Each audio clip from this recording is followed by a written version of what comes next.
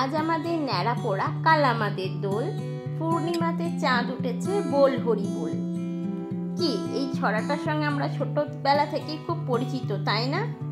কাটোয়া শহরে, যেটা পূর্ব বর্ধমানে অবস্থিত, ওখানে আবার দোল পূর্ণিমা একটু অন্যরকম ভাবে পালিত হয়। ওখানে যেদিন দোল হয় সব জায়গায়, সেই দোল পূর্ণিমা দিনেই ন্যাড়া পোড়াটা হয় সন্ধ্যাবেলা। গৌরাঙ্গ বাড়ি বা গৌরাঙ্গ ঠাকুর বাড়ি থেকে সেই দিন নিতাই ঠাকুরকে নিয়ে যাওয়া হয় গঙ্গাতে বুড়ির ঘর পোড়ানোর উদ্দেশ্যে। ছোট থেকে একটা গল্প আমরা শুনে আসছি, নিতাই ঠাকুর সেই দিন গঙ্গার ধারে নিয়ে যাওয়া হয় মেয়ে দেখার জন্য বা কনে দেখার জন্য।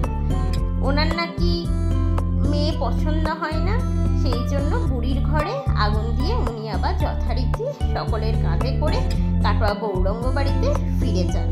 নিতাই হচ্ছে গৌরাঙ্গ মহাপ্রভু বা শ্রী চৈতন্য মহাপ্রভুর একজন সভাসদ, যিনি কাটোয়া গৌরাঙ্গ বাড়িতে গৌরাঙ্গ ঠাকুরের সঙ্গে পূজিত হয়ে আসছেন দীর্ঘ কাল ধরে।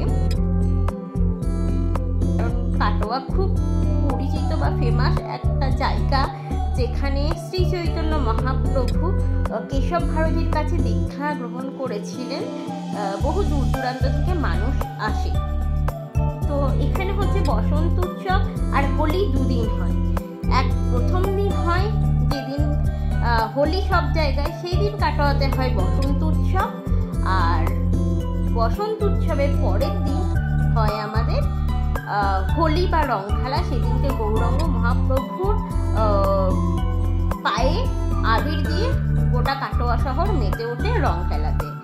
আপনারা এতক্ষণ দেখলেন হোলিকা দহন বা বুড়ির ঘর পোড়ানো। নিতাই চারিপাশে 7 পাক ঘুরে বুড়ির ঘরে আগুন দিয়ে ফিরে যাচ্ছে আবার গৌরাঙ্গ বাড়িতে।